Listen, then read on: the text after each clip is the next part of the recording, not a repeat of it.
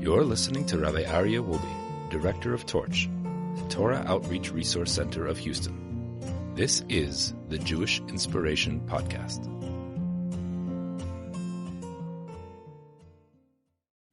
Good evening, everybody.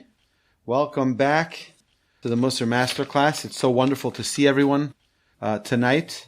I hope that everyone is having as much of a blast with this Mussar Masterclass as I am. It's really a great opportunity to focus on each of our traits one at a time, spend some time. It's not enough time. 1 week is not enough. So hopefully after this Masterclass, we'll start Masterclass 2, where we'll start focusing on each trait in greater depth, because to master a trait completely takes a very long time. And if we want to do it properly, it's not enough for just like a 1 week. You know, I mentioned this previously, that my great-grandfather worked on a single trait to reach perfection in it over 2 years. And Rabbi Yisrael Salanter, the great founder of the Mussar movement, said that it's easier to finish the entire Talmud than change one trait. So it's a long process, and I'm looking forward to this journey together. Tonight's topic is a very important topic. It's the foundation, really, of all spirituality. All spirituality is going to be funneled through this trait. This trait is called Nekiyut. Nekiyut means cleanliness or pristineness or purity. It's such an important trait that we're going to talk about. So what does it mean? You know, when we talk about something which is pure, you know, you buy something which is pure olive oil. What does that mean? Pure, 100% pure. That means there's nothing else mixed into it. There's nothing else. It's unadulterated. It's untampered with. Us as spiritual beings living in a physical world, we're sometimes influenced by other things. And when we talk about the trait of cleanliness, when we talk about the trait of purity, what we're trying to attain is to be unaffected by other elements that are interrupting or disturbing our own spirituality.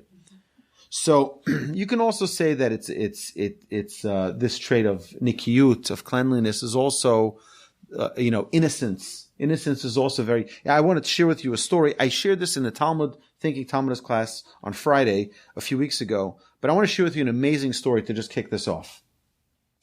So there was a man who was walking his children to school one morning, and this happened recently. And I think it was in LA. He was walking his children to school, and when he dropped them off, he noticed that right outside the school there was this massive billboard, a massive advertisement that was extremely immodest.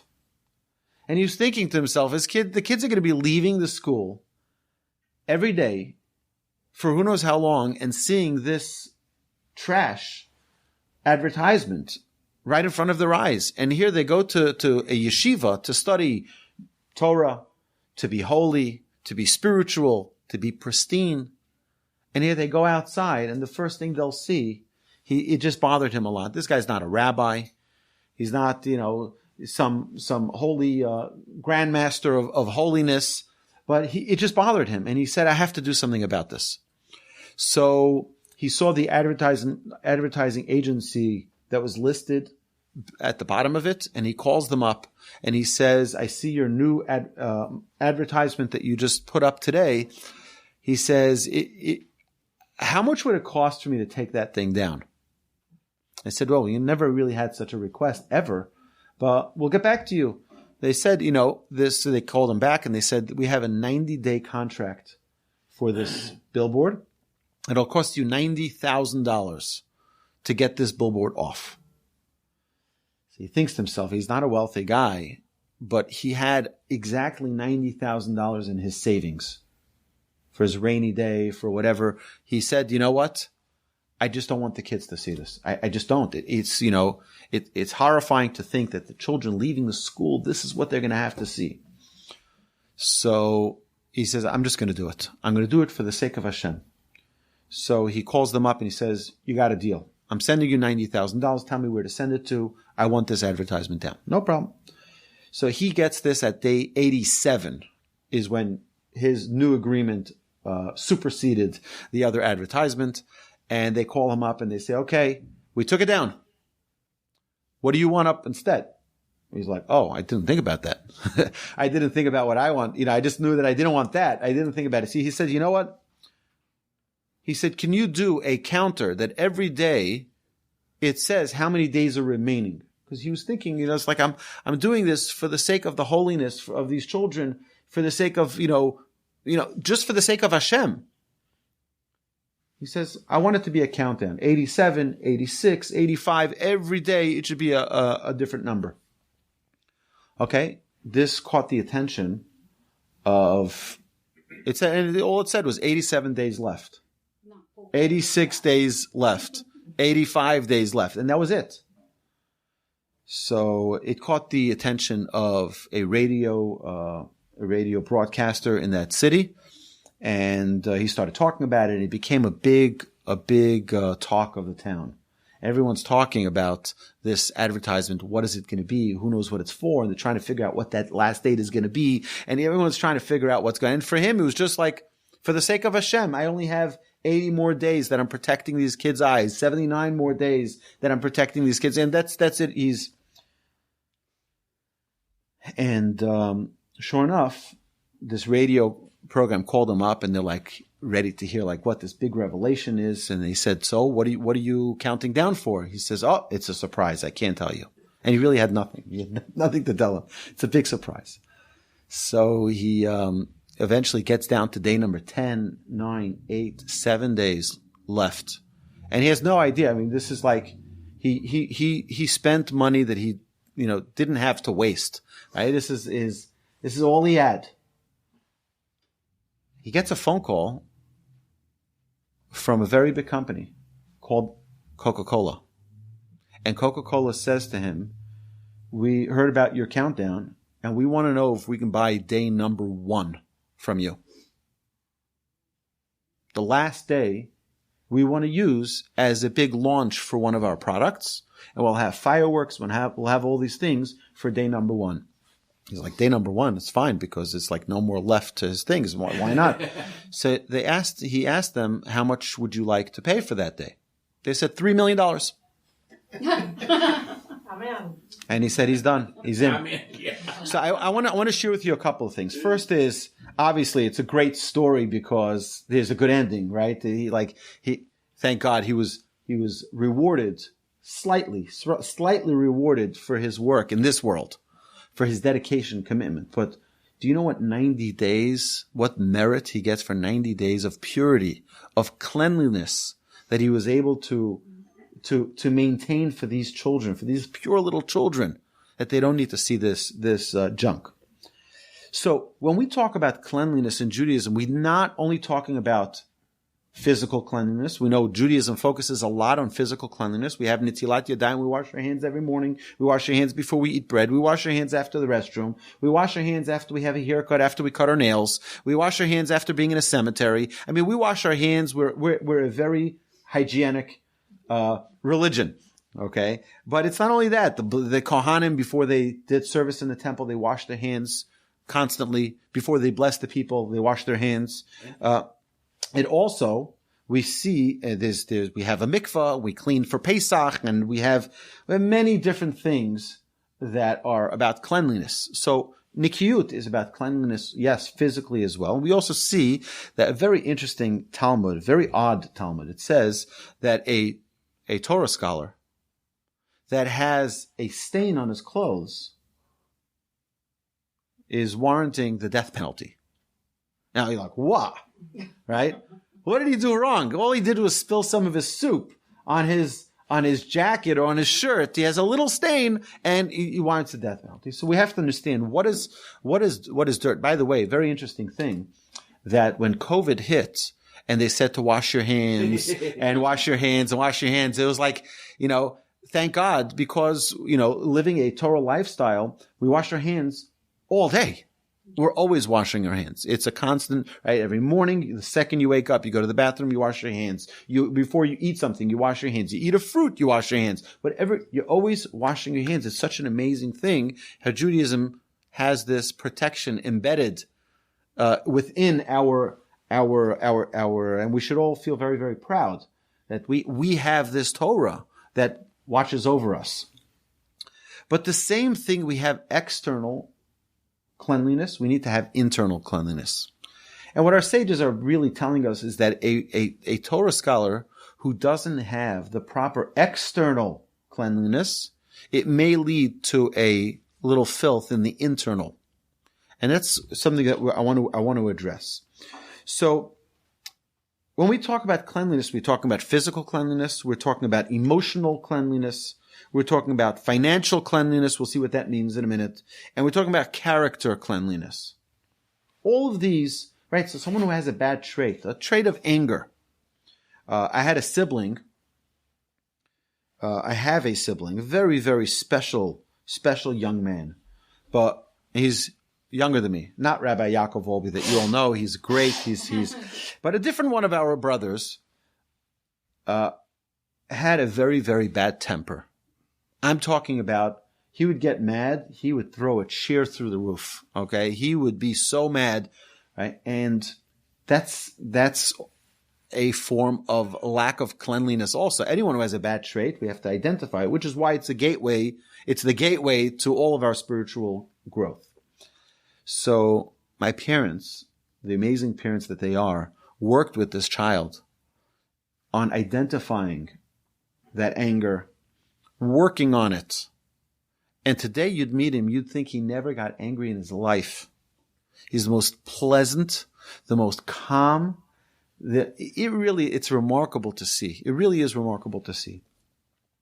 But that's because a person needs to identify what their impurities are and eradicate them.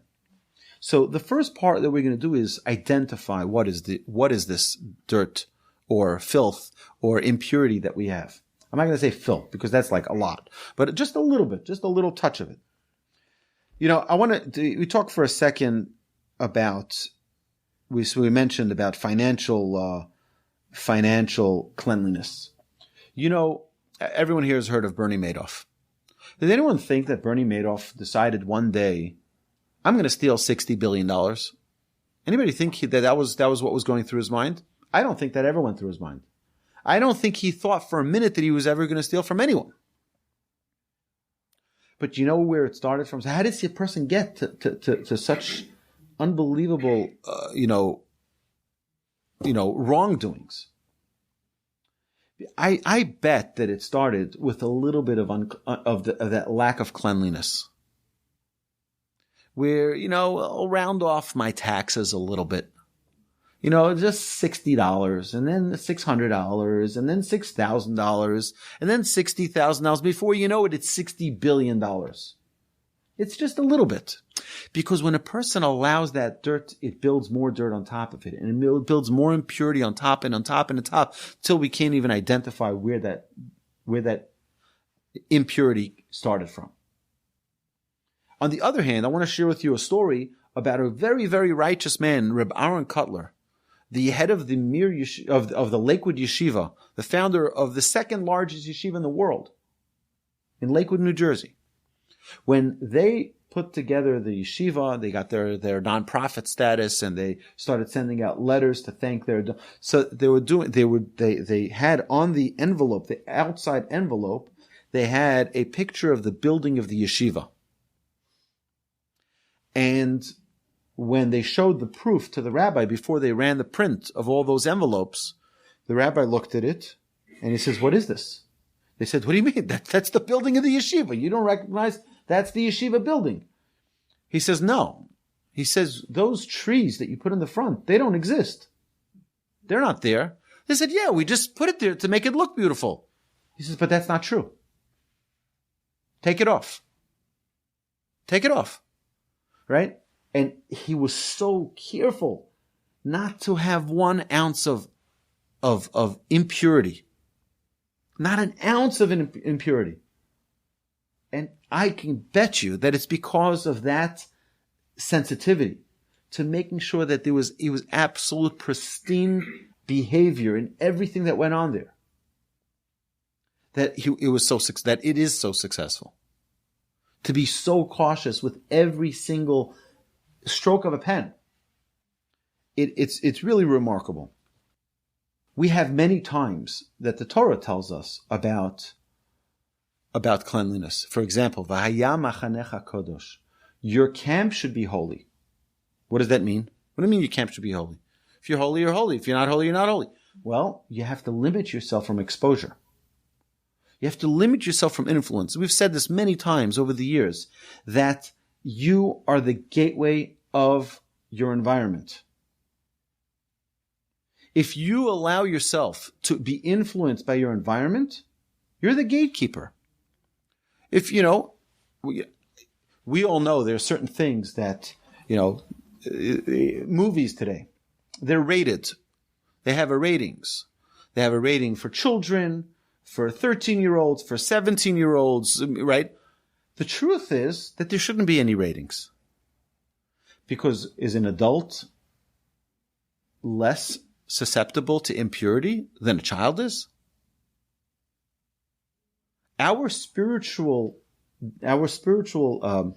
sensitivity shouldn't be any less than a child's. If it's something which is inappropriate, it should be inappropriate for anyone.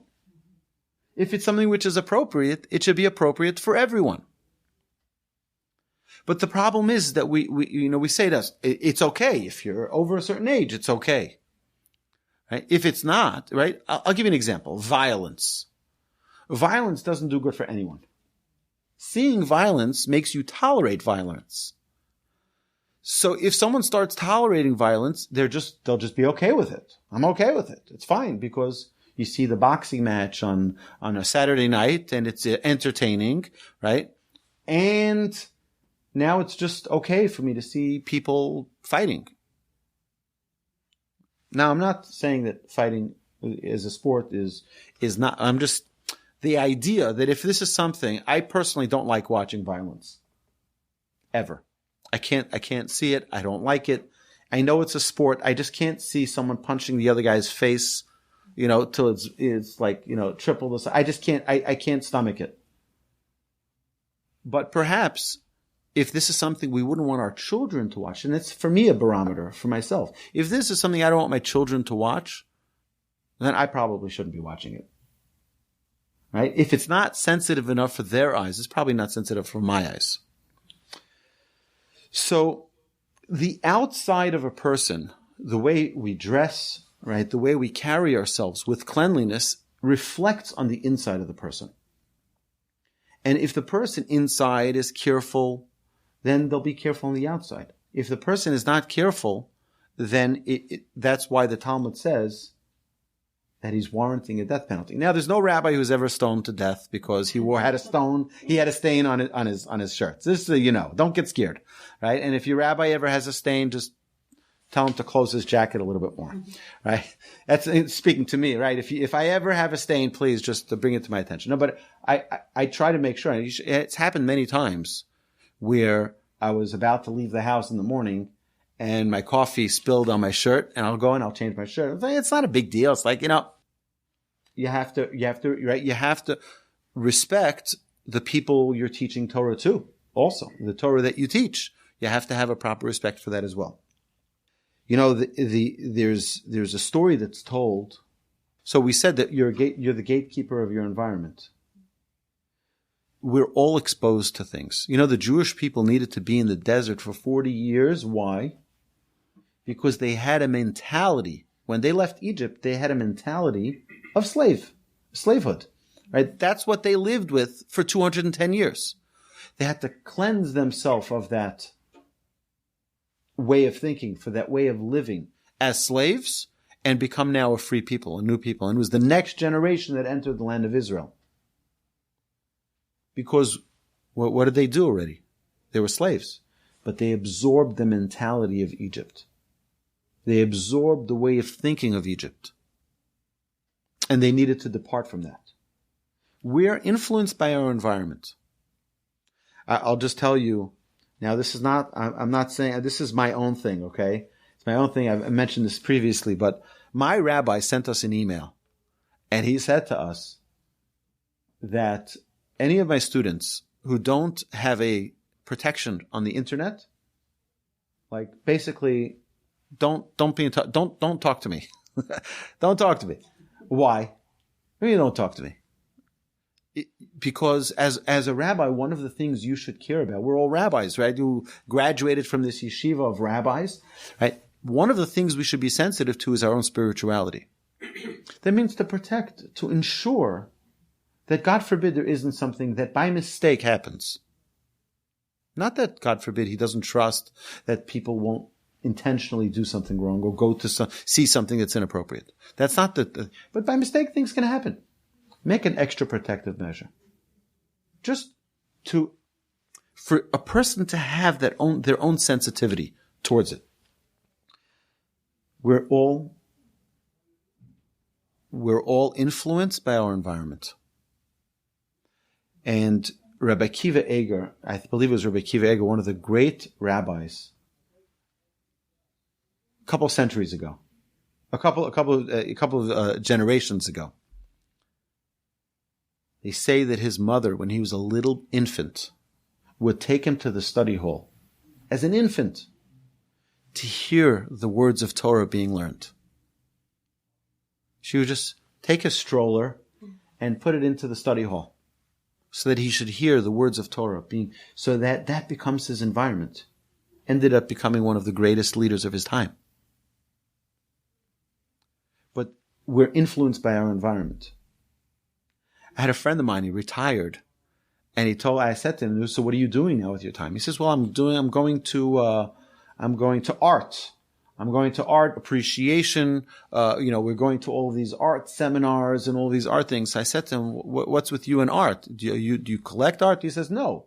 He says, but all my friends are busy with art, so I want to be able to communicate with them. It's like, that's a classic example. It's like, if that's what they're interested, so I have to be interested if I want to be friends with them, and with our children, that's the same thing, by the way. Our children are influenced by our environment. I'll share with you my own story. If my brother's online here, he probably doesn't even know the story. But it's really I think it's an amazing story because it teaches how important the environment is to our children. So when I was about 10 years old, I lived in Brooklyn at the time. And it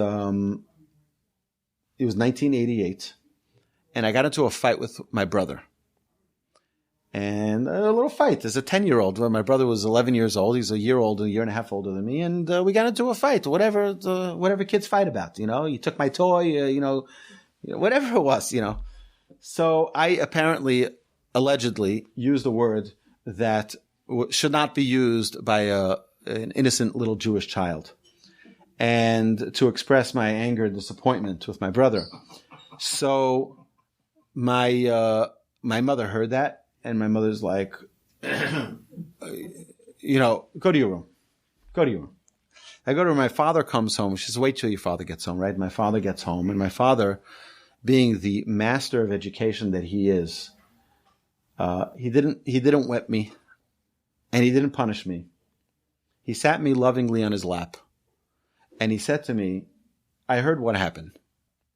And I heard you used an unchoice word.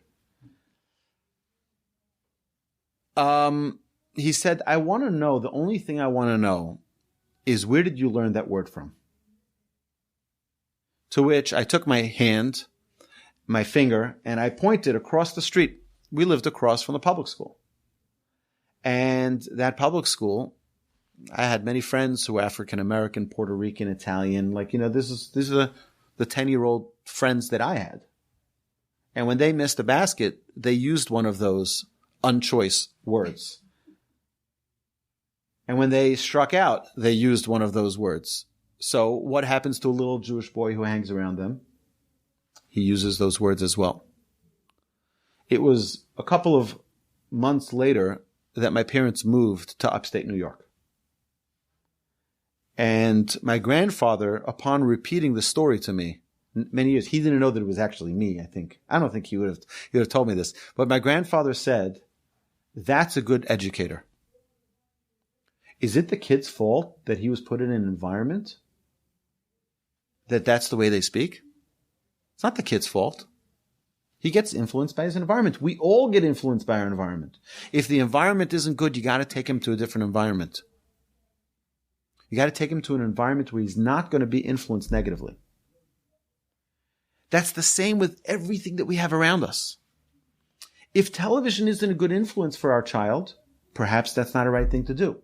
If a certain movie or a certain book is not a good influence on our child, perhaps that's, and I think it's important. It's incumbent upon the parents to be cognizant of the influences that are around our children and around ourselves. So we may know something is wrong, but when we're tempted, we may not withstand that challenge to overcome our desires because we may lack that purity, that pristineness. So if a person is accustomed to certain things, we can suddenly fall into a trap of that lack of cleanliness spiritually because we've become desensitized to it. And it's become a norm for us. It says, Niki chapayim uvar levav. We should be clean. We should clean our, you look at your palm, right? It should be clean. That's the way our way of living should be. We should live that we say we're clean. We don't get into a situation which could be sticky, which could have a negative impact. You see, an example of this was Abraham.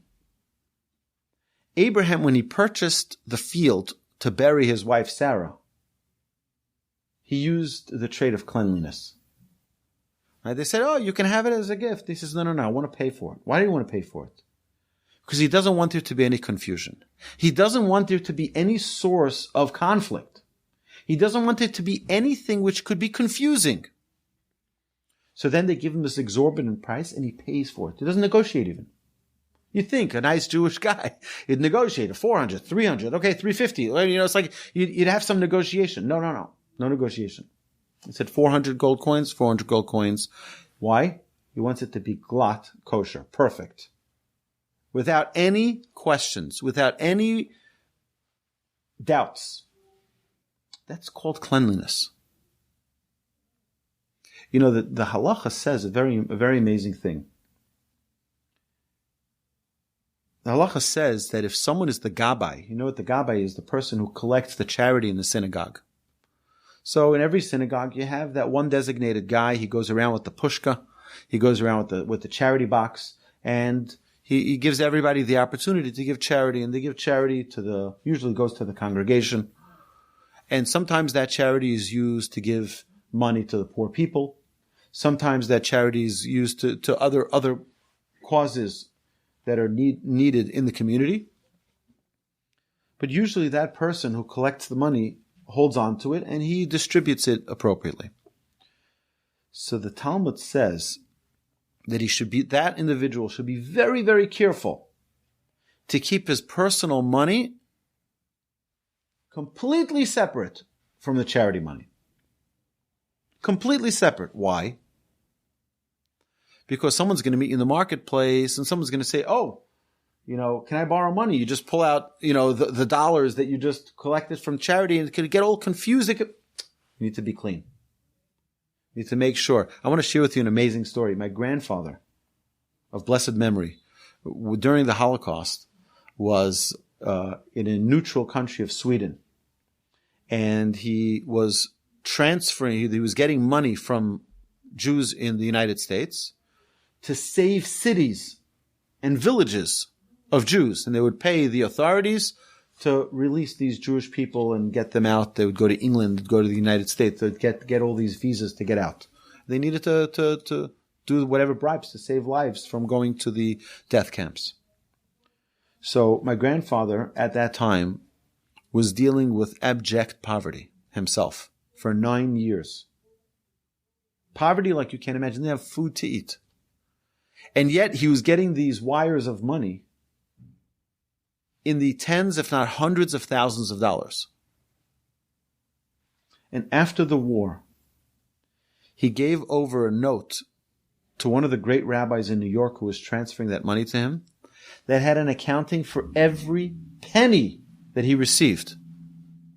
Didn't keep a penny for himself. And I'm sure it would be easy and probably convenient for him to say, you know what, it's like I'm doing a service, they should pay me a fee or something. No. Not a penny. And he'll be able to excuse it. He'll be able to say, he has a rationale for it. Not a penny. Every single dime that he received was transferred, and he had it exactly by the date, the exact recipient, exactly to the penny. Cleanliness, pristineness. So we talked about physical cleanliness. A person has to ensure that they keep themselves physically clean. We see in Judaism, it's very hard. It's very hard to be dirty. You have to clean yourself. In fact, there's a special commandment, right? A special mitzvah to prepare oneself for Shabbos by taking a hot shower, right? You may not be able to have a hot shower every day of the week, right? I know there's someone here from Duluth, Minnesota, right? Right? It's freezing cold. I'm sure you're not always able to have hot water, or you have to wait a half hour till it gets hot, right? For Shabbos, you have to have, why? You should be clean. You should be fresh. That's in honor of Shabbos. But as part of being a vessel of spirituality, you have to see that our soul is being maintained in our physical body. Our spiritual soul is being maintained by our physical body. It's being sustained. We have to make sure that pristine soul has a pristine vessel within which it's being carried around. Okay? So then we said about, emotional cleanliness. It's important. It's important for a person to be healthy emotionally. And if you know someone, or if you yourself, anyone, is dealing with any type of emotional challenge, I highly recommend you find someone reliable, someone who's a professional, someone who's loving and caring, who you can talk to. It's important. And this is something that I think in our generation needs to be stressed more and more when we talk about these. We're living in a challenging world. We're living with many things being thrown our way. We can get caught up in things. We can get derailed from our path. Right? As a rabbi, I've spoken to people that I always tell them, I'm not a licensed therapist. I can't, same thing as with a marriage. We need to make sure that the marriage has its cleanliness, meaning cleanliness in the relationship. There should be a transparency. But then we talked about financial, and now the last one is character. Character. Cleanliness of character is something which is so important because it's so easy for a person to live through life and not notice a blemish in their character. We have to identify that blemish, and at least I think step number 1 is identify it. Step number 2 is to figure out a strategy for eradicating it. And we know it takes a long process. It's not a one day fix it, but it's a first step. Identify it. Yeah, I have an anger issue. My second thing is, how am I going to overcome it? Okay, but it's already a step. It's already a step, right? And we're going to talk about this when we talk about anger. When we get to the negative traits, we're going to talk about how to overcome those traits and how to at least avoid triggers, avoid getting into a situation where we can get angry.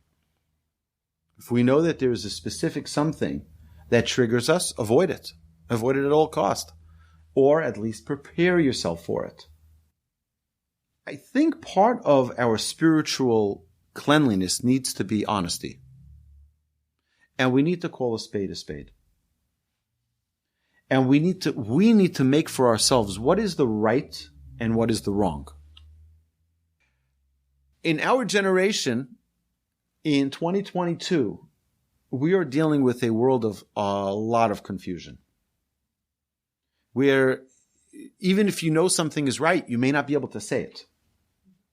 If you feel a certain way, you might lose your job by expressing it. So we have to be very, very careful to make sure that we know what is right and what is wrong for ourselves. Make a list. What is good? What is bad? What is good? And then make sure that we're living with what is that right that we believe in? What is that good that we believe in? What is that wrong and what is that bad? And make sure that we're, if you decide that anger is a good thing, okay, so maybe, we can talk about it. But if you decide that anger is a bad thing, okay, so now at least I have to know, am I stuck with that? If I'm in that category, now I can work on it. You see, it's much better to know where you are and know that you're in the mud than say, I'm not in the mud at all. Influences are so important for us to identify the influences around us. The more one learns Torah, the more one becomes hopefully sensitive to the influences around them. They notice when things are right, and we have to strategize and find a way to protect ourselves. We have to find a way to protect ourselves from those negative influences. It's extremely important. So we have to know what is good, what is pure, what is clean, what is good for your own spiritual growth. What is good for my own spiritual growth? Going certain places, could that be bad for me? Could it be good for me? And calculated by that, is this going to be a positive influence or a negative? And then to start a cleanse process, to remove the stains. If you have a stain on your clothes, you want to clean it off. Okay, so what do we need to do if, God forbid, we were influenced in a negative way by whatever it is? By the way, I'll give you an example of a very innocuous stain.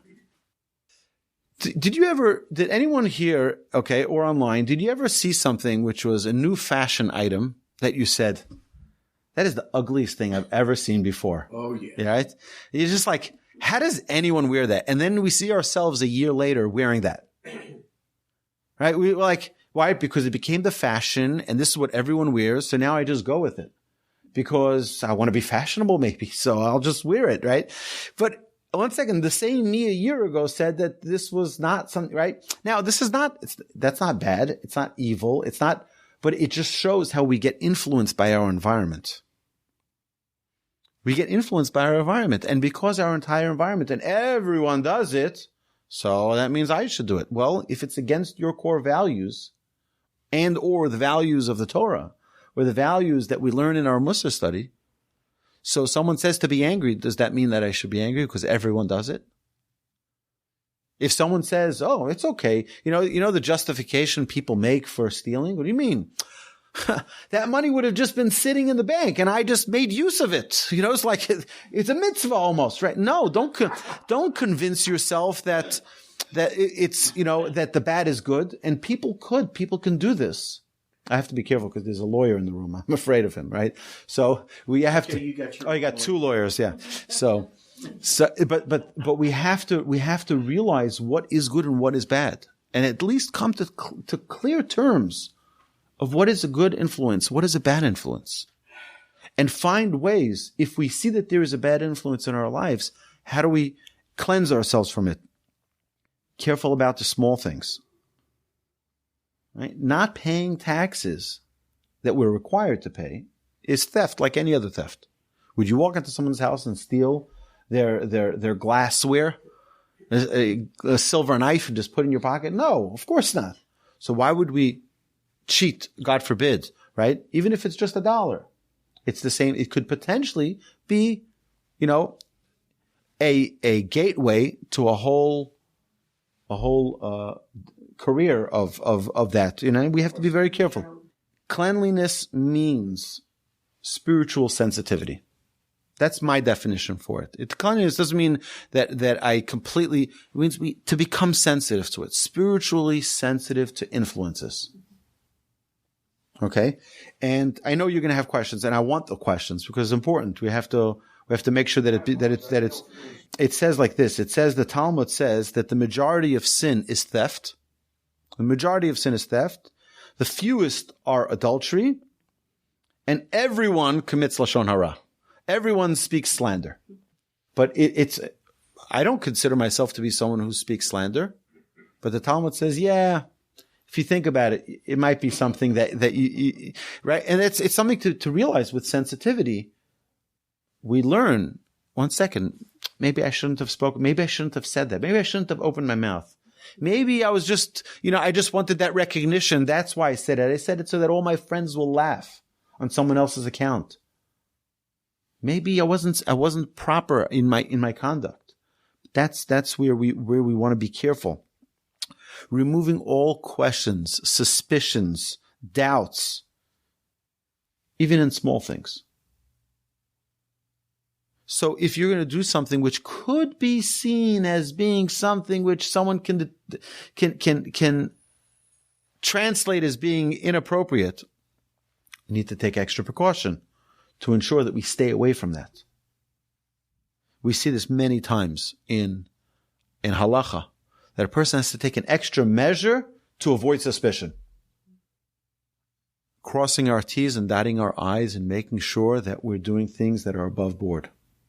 Doing things in every area. In every organization, in every company, you have to have, not only the tax filings and all of those things you do for the government, but within your own organization, there has to be some checks and balances. You have at least here as a nonprofit, we have an oversight of a board that they see every dollar that comes in and every dollar that comes out to make sure that there's no freedom for anyone to just do whatever they want. It's very important that there be that oversight, so that if someone, God forbid, is to say something, you say, listen, everything is reviewed, everything is looked at, everything is analyzed, everything is ensured that we're doing it in the proper ethical, in the proper fashion. We need to be extra cautious not to leave questions around us or our deeds. So if you do something, it sometimes is worthwhile to explain why it is you're doing things so people don't have questions. And it's like sometimes we don't even realize what questions people might have. I've had over the years many questions that I noticed, like people would like, thank God we've had the privilege of, having many people around us, my wife and my family, for Shabbos dinners and for holiday meals and for classes. And sometimes I could say something, and if someone wouldn't ask me for a clarification, they can walk around thinking that I'm a crazy person. And some of you tonight may say, something's wrong with this guy, right? So I ask you for that, for the sake of the cleanliness and pristine way of living, hopefully, that if anyone has a question, that you ask the question. You don't make assumptions. And I'm asking for this favor. It's obvious that we need to remain clear of big sins. Right? I'm talking like Enron, right? And it's like things like that. You wonder like, stay clear of that. But how do we ensure that it doesn't happen to us? We start with the little things. It's those little things that we have to look around. And we're talking about these traits. Soon we're going to get to more of our character traits. And we're going to, soon we'll talk about our negative traits. It gets, people get, a little, it's, I don't know why, but by nature, it's easier for people to hit themselves on their negative traits than, reinforce themselves and feel good about their positive traits. Like, when are we going to talk about anger? When are we going to talk about, it's okay. First is we don't need to rush. the first thing we need to do is identify our positive traits. But if we have something that's blocking us from those positive traits, then we need to see what is it that's blocking me? What's stopping me? What is that perhaps, what has become a norm to me? What exposure have I had that's limiting my ability to succeed spiritually? And there is an incredible, I would say like this. The goal is to uproot from the heart the desires that lead us astray. That's the goal. We have all desires, temptations, things that lead us astray, so that they can no longer have any power over us. If we're able to identify what are those things that are limiting us, they have control over us. And that could, by the way, be, again, even something like sports. Sports is great. It's a great outlet. I love sports. I love playing sports. I love watching sports. But if sports is something where somebody can't function without it, I got to watch this game. And anyone who interrupts me from watching this game, we've all seen those people, like they get so mad and they get so worked up because their team lost, or they smash their TV because their team lost the soccer match or whatever it is. That's a problem. That's a big problem. It means it takes over their life. It takes over. This is a very delicate trait. It's a delicate trait for us to realize what are the pitfalls from keeping me a happy person all day, every day. And what are the things that are perhaps blocking me from my own spiritual growth? It's a very, very big topic, and I'm sure there are many questions out there which I'd love to address. So we'll open it now for questions. If there's any questions here in the room live or online, you can unmute your microphones, and I want to hear your questions. So again, that could be any type of influence. Right? Today we're living in a world where we have influencers. Right? These influencers, are those the influences we want?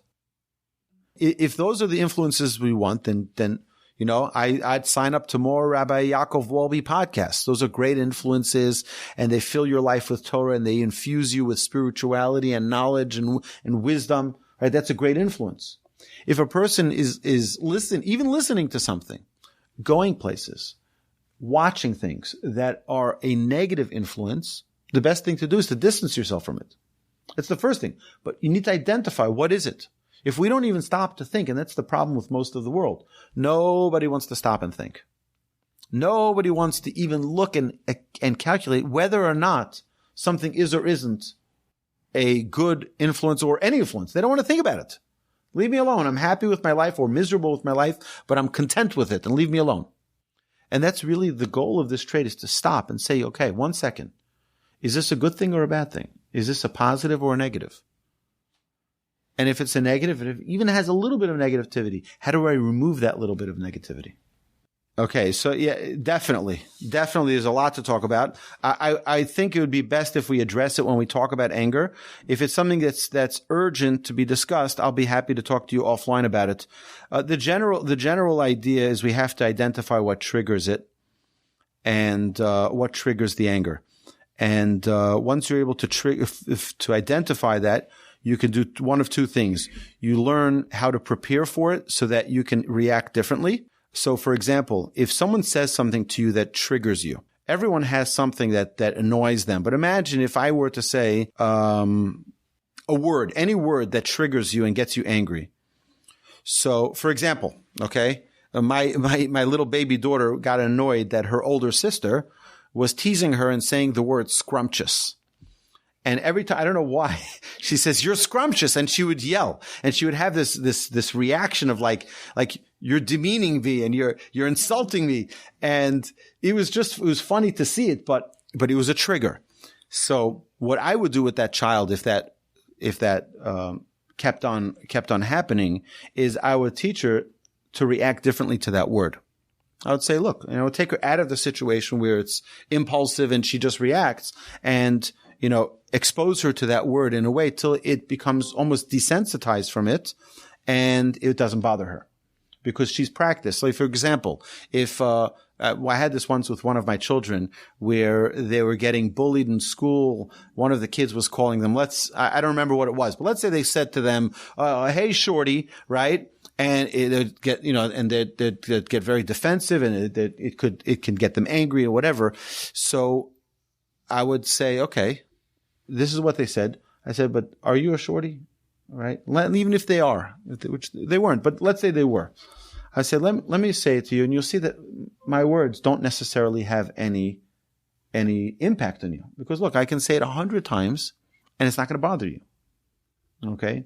And you can say shorty, shorty, shorty, shorty, shorty, shorty, shorty. Eventually, it becomes something which they're almost desensitized from. Okay? So that would be one thing. Now, someone who gets angry about a lot of things, so have other ways to work on that. There's one other thing that I would say is that to avoid getting into situations where you know there's going to be that trigger. So either prepare for it or avoid it. Or both, right? So I remember my rabbi once said that he would get irate. I think I mentioned this previously about the cabs in Israel. I think I mentioned this in one of the previous classes. Yes, you did. Right. And he'd get, because you'd walk into the cab and they'd say that it would cost you 20 shekel to go one place, and by the time you're there, they'd mark it up to 40 shekel because they realize you're American, right? And as American, you have more money, and your money deserves to be by me because I'm Israeli, right? And it'd get very, very frustrating and get angry, unless before you walked in, you prepared yourself.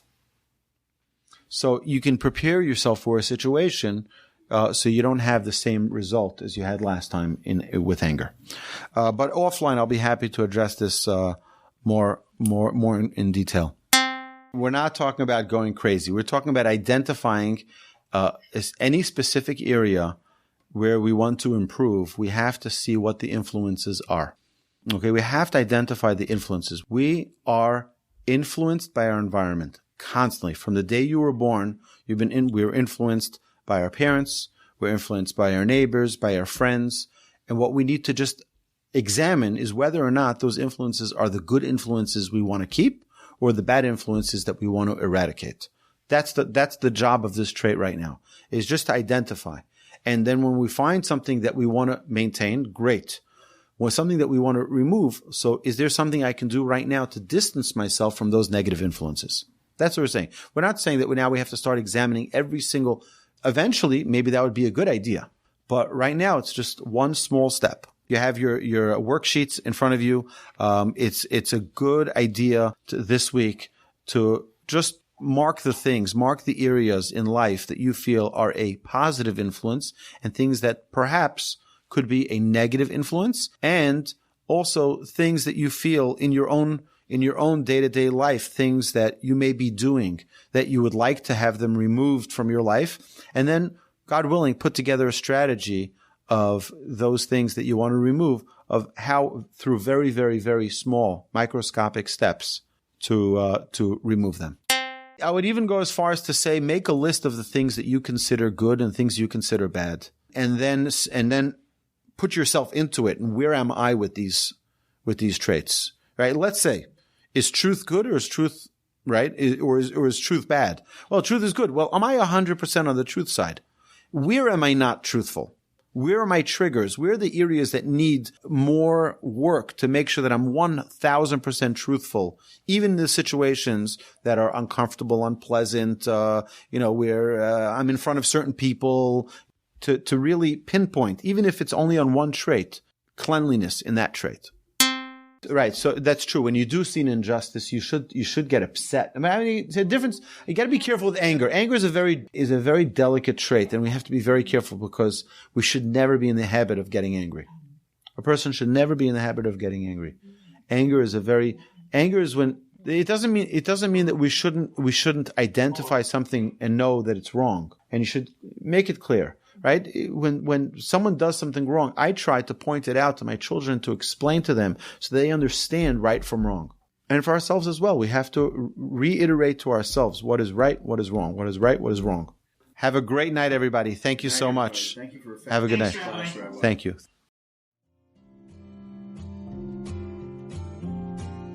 You've been listening to the Jewish Inspiration Podcast, a Torch production. Become a supporter at torchweb.org because your assistance enables more Torah learning around the globe. To find more lessons offered by Torch, please visit torchpodcasts.com.